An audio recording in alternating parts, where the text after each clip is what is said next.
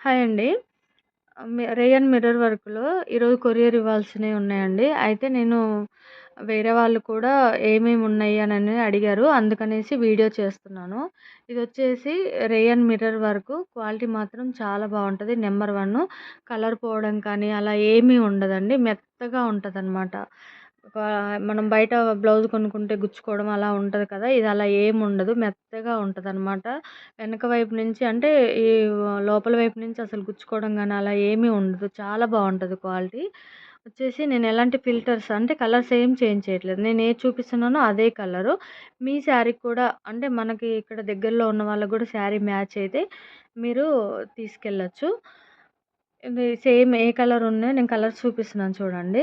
నేను ఇవి కొరియర్ ఇవ్వాలి కాబట్టి ఈరోజు ఇంకా వేరే వాళ్ళకి గూడా కావాలి అంటే ఏమేమి ఉన్నాయని అడిగితే తీస్తున్నాననమాట వీడియో.